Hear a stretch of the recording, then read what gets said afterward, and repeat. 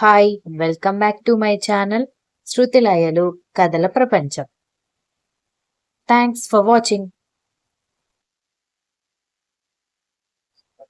'Madly in love' part 335. ఎందుకు కొడతారు? నేను మాట్లాడిన దాంట్లో తప్పే ఉంది. నిజంగా మీకు ఇన్‌సెక్యూరిటీ లేకపోతే భావ ప్రసక్తి ఎత్తినా కూడా ఎందుకు మీకు భయంగా ఉంటుంది? ఒకటి, పార్ట్నర్ లాయల్ కాకపోతే వాళ్ళకి ఇన్‌సెక్యూరిటీ ఉంటుంది. లేదంటే అవతల వాడు మనకంటే ఎక్కువ క్యాడర్‌లో కానీ, ఎక్కువ స్టేటస్‌లో కానీ ఉంటే ఇన్‌సెక్యూరిటీ ఫీల్ అవ్వాలి. కానీ మీరు మా బావ కంటే చాలా పెద్ద పొజిషన్‌లో ఉన్నారు. మా బావ కంటే చాలా అంటే చాలా అందంగా ఉంటారు. అన్నిటికి మించి నేను మీ భార్యని. నేనెప్పుడూ లాయల్‌గానే ఉన్నాను. అలాంటప్పుడు మీరెందుకు ఇన్‌సెక్యూర్‌గా ఫీల్ అవుతున్నారు అని అడిగింది.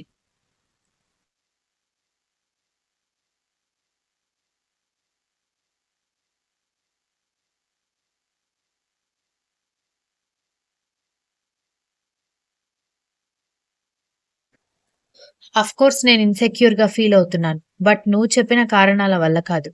నువ్వేం ఇమాజిన్ చేసుకోకు. వీక్షకిప్పుడు పెళ్ళైంది కాబట్టి తన టాపికొద్దు. జాను, పునీత్ ప్లేస్‌లో నా ప్లేస్‌లో నువ్వుండు. నీ మొగుడు మీద ఇష్టం ఉన్న ఒక పరాయి ఆడది నీ కళ్ళ ముందు నీ ఇంట్లో ఉంటే ఎలా ఫీల్ అవుతావు అని అడిగాడు.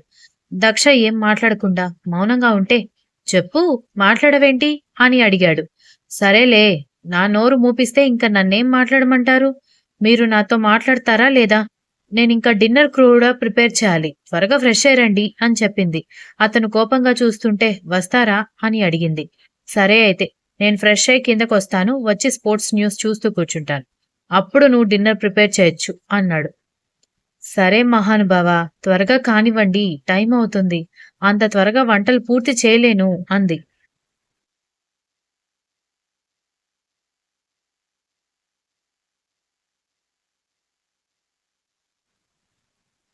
ఇప్పుడేం మునిగిపోవడం లేదు. ఒక అరగంట వంట లేట్‌గా ప్రిపేర్ చేసినా నేనేం ఫీల్ అవ్వను అన్నాడు. ఆహా! మురళిగాడు బాగా ఫుడ్ తిని టోర్నమెంట్‌లో వాడి టీం ఓడిపోయేలా చేశాడని, నైట్ త్వరగా పడుకోవాలని, త్వరగా తినాలని, త్వరగా లేవాలని ఎంత టార్చర్ చేశారు మీరు? మర్చిపోయారా అవన్నీ? ఇప్పుడు మీ అవసరం కాబట్టి ఇలా మాట్లాడుతున్నారా? అనగానే అఫ్‌కోర్స్ వేరే వాళ్ళ ఇన్‌సెక్యూరిటీస్ గురించి నాకనవసరం. నా ఇన్‌సెక్యూరిటీస్ గురించి నేను చాలా కేర్ తీసుకుంటాను అనగానే మీరు నిజంగానే చాలా సెల్ఫిష్ అని అంది దక్ష. నువ్వు నా గురించి ఏమైనా అనుకోవచ్చు. నాకెలాంటి ప్రాబ్లమ్ లేదు అనగానే సరే త్వరగా కానివ్వండి అని చెప్పింది. అతను ఫ్రెష్ అయ్యి కిందికి రాగానే ఏంటి దక్ష అటే వెళ్ళిపోయావు? నువ్వొస్తే కొద్దిసేపు మాట్లాడదామని అనుకున్నాను అని పునీత్ అడిగాడు.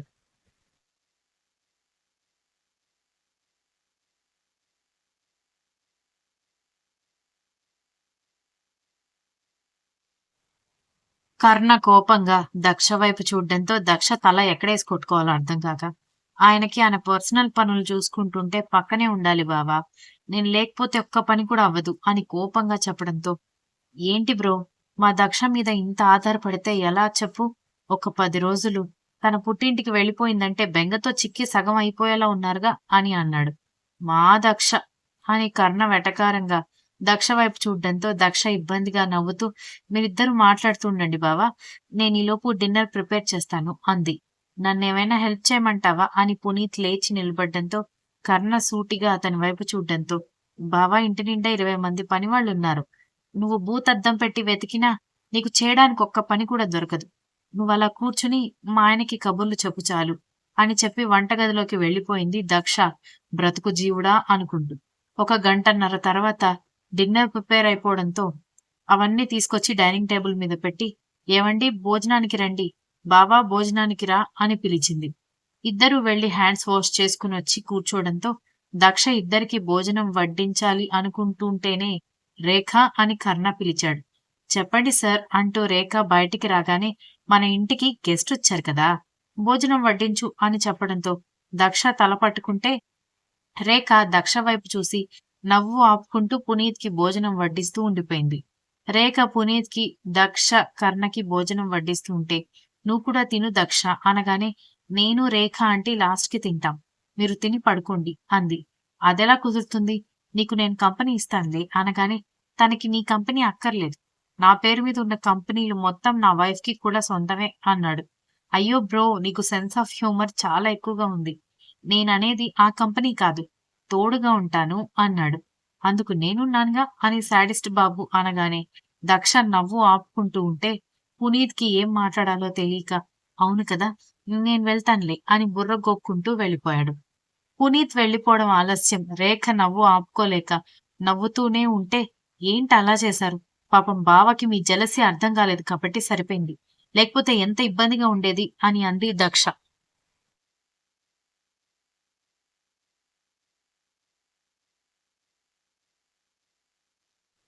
That's not my issue. వాడేం ఫీల్ అయినా నాకు సంబంధం లేదు. వాడు నా బ్రదర్ కాదు, కజిన్ కాదు అన్నాడు. చూసావా ఆంటీ, తెగ పొగుడుతూ తెగ సపోర్ట్ చేస్తూ ఉంటావు కదా. మీ సార్కి ఎంత సెల్ఫిష్ గా మాట్లాడుతున్నాడో అంది. మొగుడు పెళ్ళాం గురించి, పెళ్ళాం మొగుడు గురించి సెల్ఫిష్ గా లేకపోతేనే సమస్య. పైగా ఎంత సెల్ఫిష్నెస్ ఉంటే అంత ప్రేమ ఉన్నట్టు అని రేఖ చెప్పింది. నీ గురించి తెలిసి నిన్ను న్యాయం అడిగాను చూడు, నాకు బుద్ధి లేదు అని అనగానే దక్ష మాటలకి రేఖ నవ్వుకుంది. ఆలోచించింది చాలు కాని త్వరగా కాని అంటూ కర్ణ అక్కడే కూర్చోడంతో నాకు రేఖ ఆంటీతో కూర్చొని మాట్లాడడం, భోజనం చేయడం అలవాటు. మీరుంటే నాకు ఇబ్బందిగా ఉంటుంది అని అంది. నేను వెళ్తే వాడు ఊడిపడతాడు. నేను వెళ్ళను అనగానే రేఖ నవ్వుకుంది. మీరుంటానని ఆల్రెడీ చెప్పారు కదా, ఇంకెందుకొస్తాడు, వెళ్ళిపోండి అనగానే నోరు మూసుకుని తిను, లేదంటే నేనే తినిపిస్తాను అన్నాడు.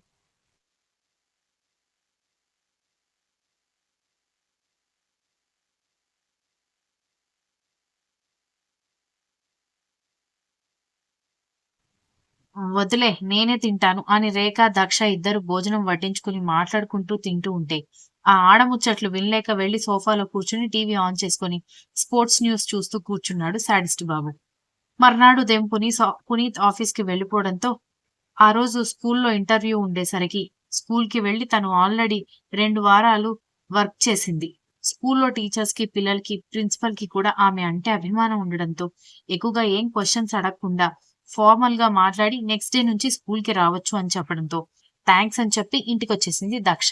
ముందు రోజు రాత్రి దక్షతో ఏకాంతంగా గడపడం కుదరకపోయేసరికి పునీత్ ఆఫీస్ నుంచి రాకముందే రావాలని ఆ రోజు త్వరగా ఇంటికొచ్చిన కర్ణమోహం నల్లగా మాడిపోయింది.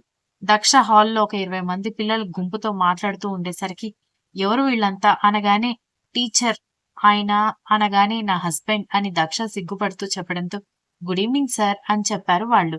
అతను చిన్న స్మైల్ ఇచ్చి మీరందరూ ఇక్కడ ఏం చేస్తున్నారు అనగానే మా టీచర్ మళ్ళీ స్కూల్కొచ్చింది కదా, చాలా హ్యాపీగా ఉన్నాం. త్వరలో ఎగ్జామ్స్ ఉన్నాయి. అదే హాఫ్ డే స్కూల్స్ అయిపోయిన తర్వాత ఎగ్జామ్స్ ఉంటాయి కదా, అందుకే ట్యూషన్ చెప్తుందేమోనని వచ్చాం అనగానే అతను చిరాకుగా మొహం పెట్టుకుని ఇంకా మీ మేడం డ్యూటీలో జాయిన్ అవ్వలేదు. ఆ తర్వాత చూడొచ్చు. అప్పుడే ట్యూషన్‌కెందుకు? ఇప్పుడు ఇంటికి వెళ్ళండి. మీ ఇంట్లో వాళ్ళు టెన్షన్ పడతారు అనగానే ఇంట్లో పర్మిషన్ తీసుకునే ఇక్కడికొచ్చామని చెప్పారు.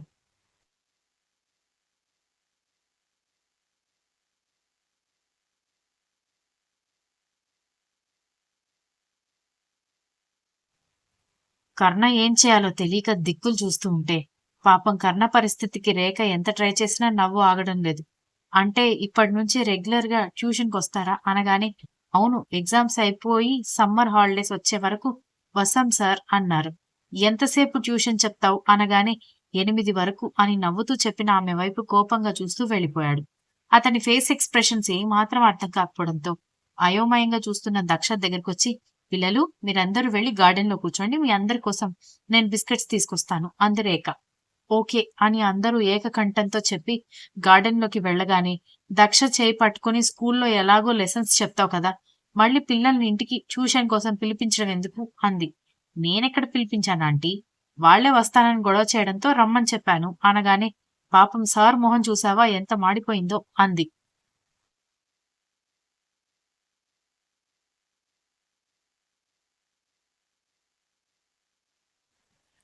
అందులో మాడిపోవడానికి ఏముంది అనగానే నీ బొంద, ఈ మాత్రం తెలివి లేకుండా ఎలా పెళ్లి చేసుకున్నావో అర్థం కావడం లేదు అని అంది రేఖ.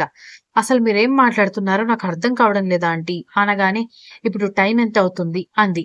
సాయంత్రం 4 గంటలు అనగానే సార్ ఎప్పుడైనా 4 గంటలకు వచ్చారా, ఆయన అకాడమీ టైమింగ్స్ సాయంత్రం 5:30 కదా అనగానే అవును కదా, ఎందుకింత తొందరగా వచ్చారు అంది. హా, నీకు నీ స్కూల్ పిల్లలకి కాఫీలు టిఫిన్లు అందించడానికి వచ్చాడే అని వెటకారంగా అనగానే మీరు మరీ ఆయన నాకే కాఫీ ఇవ్వరు అంది.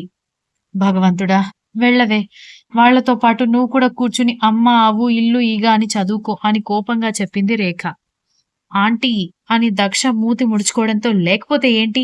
మీ బావ ఉంటే మీ ఇద్దరికీ ప్రైవసీ దొరకడం లేదని ఈరోజు గంట ముందే ఇంటికొచ్చాడు.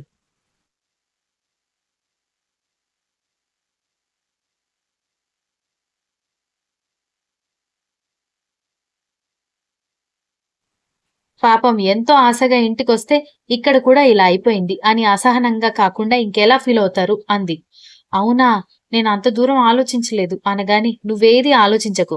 అవసరమైన అనవసరమైన వాటికి మాత్రం 60 ఏళ్ల ఏజ్ వరకు ఆలోచిస్తావు. అదే ఆ సంవత్సరం వెళ్ళిపోయావు చూడు అలా అంది. భగవంతుడా, ఈ మాట మాత్రం నన్ను లైఫ్ లాంగ్ వెంటాడేలా ఉంది అనగానే కోపంగా చూస్తూ ఉంటే అయితే వాళ్ళని ఇంటికి పంపించనా అంది. ఇంకెలా పంపిస్తావు? 8 గంటల వరకు లెసన్స్ చెప్తాను అని మరీ చెప్పావు. ఇంతలో పంపిస్తున్నారు ఏంటి అని అడిగితే ఏం చెప్తావు అని అడిగింది రేఖ. మరి నన్నేం చేయమంటారా ఆంటీ అని అడిగేసరికి ఏముంది, 8 గంటల వరకు వద్దు. 4 గంటలకి వస్తున్నారు కదా, 6 గంటల వరకు ట్యూషన్ చెప్పు, పంపించేయి. ఈ రోజంటే తొందరగా వచ్చారు కానీ ప్రతిరోజు రారు కాబట్టి ఆయన వచ్చే టైంకి పిల్లలు ఉండరు. కాబట్టి అటు క్లాసెస్ కంప్లీట్ చేసినట్టుంటుంది, ఇటు ఇంట్లో ఉన్నట్టు ఉంటుంది అంది.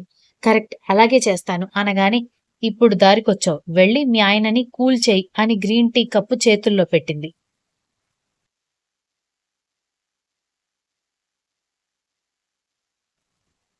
దక్ష ధైర్యం చేసుకుని గదికెళ్ళేసరికి అతను ఫ్రెష్ అవుతున్నట్టుగా అనిపించడంతో అటూ ఇటూ తిరుగుతూ ఉండగానే కర్ణ బయటకొచ్చి అసహనంగా తల తుడుచుకుంటూ డ్రెస్సింగ్ టేబుల్ ఎదురుగా వెళ్ళగానే మీరు త్వరగా వస్తానని నాకు ముందే చెబితే దానికి తగ్గట్టు ప్లానింగ్ చేసుకునేదాన్ని. నాకేం తెలుసు అంది. అయినా మనకి కొత్తగా పెళ్ళైంది. ఇద్దరితో టైం స్పెండ్ చేయడానికి ఒకరికి ఒకరం వీలు చేసుకోవాలి కానీ ఇప్పుడెందుకు ఈ పనులు అన్నాడు కోపంగా. Continuous. If you like the story please like, share, comment and don't forget to subscribe.